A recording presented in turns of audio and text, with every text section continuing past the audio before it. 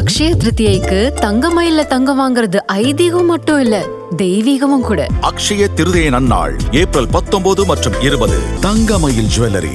சுபமுகூர்த்த பட்டுச்சேலைகளின் மாளிகை திலகராஜ் டெக்ஸ்டைல்ஸ், சிவகாசி. விருதுநகர் மாவட்டத்திலே மிக பிரம்மாண்டமான ஜவுளி சாம்ராஜ்யம் நாம சிவகாசி திலகராஜ் டெக்ஸ்டைல்ஸ் தான். எஸ், வீடு, ஸ்கூல்ஸ், ஹோட்டல்ஸ், ஸ்டோர் ரூம் எங்கெல்லாம் பார்ட்டிஷன் வால் கட்டணும்னாலும் இப்போ பில்டிங் போனஸோட first choice Renocon Rapid Wall Panels. நான் தான் அட்ராசிட்டி ஆறுமுகம் பேசுறேன். எல்லாரும் அட்டன் பண்ணீங்க. நம்ம தங்கச்சி என்ன பண்ணிட்டு இருக்க? என்னன்னா எல்லாமே ஒரே பரபரப்பா போயிட்டு இருக்கு. ஆமா, இன்னும் 4 நாள் தானே இருக்கு பரப்புரை பிரச்சாரம் முடியறதுக்கே. அதனால எல்லா பக்கம் ஒரே இங்க இருந்து டெல்லி வரைக்கும் பரபரப்பு தான். அங்க டெல்லியில வேற மாதிரி ஒரு பரபரப்புனா இங்கே வந்து தேர்தல் பரபரப்பு போயிட்டு இருக்குது. என்னென்ன நியூஸ்லாம் வச்சிருக்கீங்க? அதாவது என்னன்னா, நம்ம நாட்கள் நெருங்கிட்டு இருக்குல்ல, அந்த பக்கம் இந்த பக்கம்லாம் கருத்து கணிப்புலாம் வந்துகிட்டு இருக்குல்ல. ஆமாண்ணா. அதுல அந்த சோ கால்டு அந்த பொலிட்டிக்கல் கட்சி, அரசியல் கட்சிகள்லாம் கருத்து கணிப்பு எடுக்கிறாங்க. அரசியல் கட்சிகளுக்கு சார்பா இருக்கிற நிறைய அமைப்புகளும் கருத்து கணிப்பெல்லாம் இருக்கிறாங்க. எதுவும் உண்மையா இருக்க மாதிரி தெரியலையே. ஆமா, இது என்ன எல்லா பக்கமும் வந்துகிட்டு இருக்கு. சில இது உண்மையா இருக்குது. அப்படி இருந்தாலும் இந்த பொலிட்டிக்கல் சார்பு எடுக்கிறதுக்குள்ள அந்த கருத்து கணிப்புலாம் இருக்குல்ல, அதெல்லாம் பார்த்தீங்கன்னா வேற வகையிலான ஒரு நரேட்டிவ் செட் பண்ண இறங்கியிருக்காங்களாம். என்ன நரேட்டிவ்னா? அதாவது என்னன்னா, இப்போ அவங்க ஒரு கருத்து கணிப்பு எடுத்ததாகவும் அந்த கருத்து கணிப்புல இந்த மாதிரி ரிசல்ட்லாம் வந்திருக்காகவும் நிறைய பேருக்கு ஃபோன் கால்லாம் வருதான். அதாவது எப்படின்னா, ஃபார் எக்ஸாம்பிளுக்கு ஒரு ஃபோன் கால் வந்துச்சுக்காமா. என்னன்னா, சூரிய கட்சி இருக்குல்ல, சூரிய கட்சி வந்து வர்ற எலெக்ஷனில் வந்து 170க்கு மேலே அடைஞ்சிக்க போகுது. அதே நேரத்தில் இலை கட்சி பார்த்தீங்கன்னா 38லேருந்து 42 இடம் வரைக்கும் தான் ஜெயிக்க போகுது.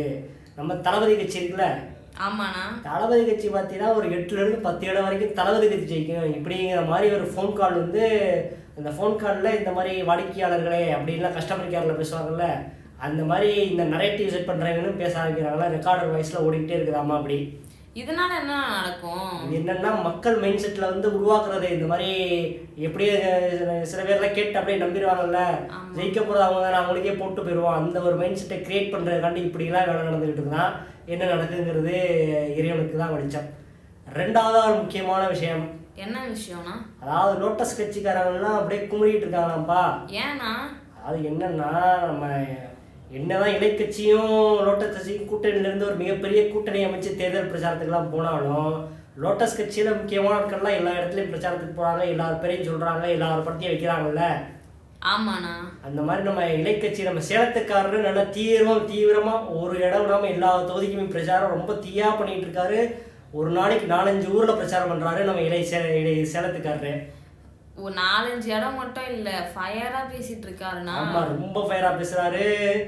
என்ன சொல்றது, ரொம்ப தீயா இறங்கி வேலை பார்த்துக்கிட்டு இருக்காரு. போன எலெக்ஷனோட தீயா இறங்கிட்டாரு அப்படிங்கிற மாதிரி சொல்லலாம். ஆனா என்னன்னா, இதுல வந்து லோட்டஸ் கட்சிக்காரங்களுக்கு ஒரு சின்ன வருத்தம் இருக்குதா. என்ன வருத்தம் இதுல? என்னன்னா, எல்லாம் பேசுறாரு, எல்லாம் சரி. ஆனா என்னன்னா, லோட்டஸ் கட்சிக்காரங்களும் சேர்த்துதான் பிரச்சாரம் பண்றாரு. லோட்டஸ் கட்சி வேட்பாளர் இருக்காங்கல்ல, அவங்களுக்கும் சேர்த்துதான் பிரச்சாரம் பண்றாரு. ஆனால் என்னென்னா, நம்ம ஜியோட ஃபோட்டோ ஒரு இடத்துல வைக்க மாட்டாரு அப்படின்னு சொல்லிட்டு ஒரு இதில் இருக்காங்களாம். அவங்க தலைவர்கள் 2 பேர் ஃபோட்டோ, அந்த முன்னாள் முதல்வர்கள் 2 பேர் இருக்காங்கல்ல, அவங்களோட ஃபோட்டோ மட்டும்தான் வச்சுருக்காரு. நம்ம ஜியோட ஃபோட்டோ அவர் பயன்படுத்தவே மாட்டாரு அப்படின்னு சொல்லிட்டு ஒரு சின்ன வருத்தம் இருக்குதாம்மா அவங்களுக்கு. இந்த வருத்தத்தை சரி பண்ணணும் அப்படின்னு சொல்லிட்டு கோரிக்கையெல்லாம் எடுத்துருக்குறாங்களாம்மா. இதான் நமக்கு கிடைச்சிருக்கக்கூடிய 2வது தகவல். 3வதாக ஒரு மிக மிக முக்கியமான விஷயம். என்ன விஷயம்னா, தெற்கு பகுதியில் ஒரு மிகப்பெரிய ஒரு சம்பவம் நடக்க காத்திருக்கிறது. என்ன சம்பவம்? என்னன்னா, நம்ம சூரிய கட்சியை சேர்ந்த ஒருவர் சபாநாயகராக இருப்பவர். ஓகே. அது முக்கியமான தொகுதி. அவர் நிற்கிற தொகுதி வந்து அந்த தொகுதியில் இருந்து ஜெயிச்சாரு. ஆனால் அந்த தொகுதி மக்களுக்கிடையே ஒரு என்ன சொல்ற, அவர் மேல ஒரு பெரிய அதிருப்தி இருக்காமா. என்ன அதிருப்தி? என்னன்னா, என்னதான் ஜெயிச்ச 5 வருஷமா எம்எல்ஏவா இருந்தாலுமே தொகுதிக்கு எதுவுமே பண்ணலையே அப்படிங்கிற ஒரு அதிருப்தி இருக்காமா. அது அவரோட பையன் மேலே வேற ஒரு கனிமவள கொள்ளை குற்றச்சாட்டுலாம் இருக்கும் போல இருக்கு. அதுவும் அப்படியே ரொம்ப தீயா பரவிட்டதுனால அந்த அதிருப்தியாக அவர் மேலேயே ஒரு பையன் மேலே இருக்குதாம்மா. இதனால் அந்த எலெக்ஷன் வந்து அவருக்கு வந்து டஃப்பு அப்படிங்கிற மாதிரி ஒரு பேச்சு போயிட்டு இருக்கு. அதே நேரத்தில் அந்த தொகுதியை வந்து யாருக்கு ஒதுக்கியிருக்காங்கன்னா, இந்த எலெக்ஷனில் லோட்டஸ் கட்சிக்கு ஒதுக்கியிருக்காங்க. ஆமா, அவங்க ஆல்ரெடி நிறைய வேலை பார்க்கலாம் ஸ்டார்ட் பண்ணிட்டாங்க. ஆமா, லோட்டஸ் கட்சி எல்லா இடத்துலயும் இறங்கி தீயா வேலை பார்த்துக்கிட்டு இருக்காங்க. அந்த தொகுதியில முக்கியமா இன்னும் இறங்கி வேலை பார்த்துட்டு இருக்காங்க. எப்படியாவது அவரை தூக்கிடுங்க, இதைக்கு விடக்கூடாது அப்படின்னு சொல்லிட்டு இறங்கி வேலை பார்த்துட்டு இருக்காங்கம்மா. அதனால் அந்த முக்கியமான தொகுதி தெற்கு பக்கம் நெல்லை சீமையில் இருக்கிற அந்த தொகுதி வந்து ரொம்ப என்ன சொல்கிறது காம்படிட்டிவாக போகும், டஃப்பாக அந்த இருமுனை போட்டி ரொம்ப வலுவாக இருக்கும் அப்படிங்கிற மாதிரி ஒரு டாக் போயிட்டு இருக்குது. அடுத்தடுத்த அப்டேட்லாம் வரிசையாக வர இருக்குது. Wait and watch. நான் தான் அட்ராசிட்டி ஆறுமுகம் பேசுறேன். எல்லாரும் அட்டன் பண்ணீங்க.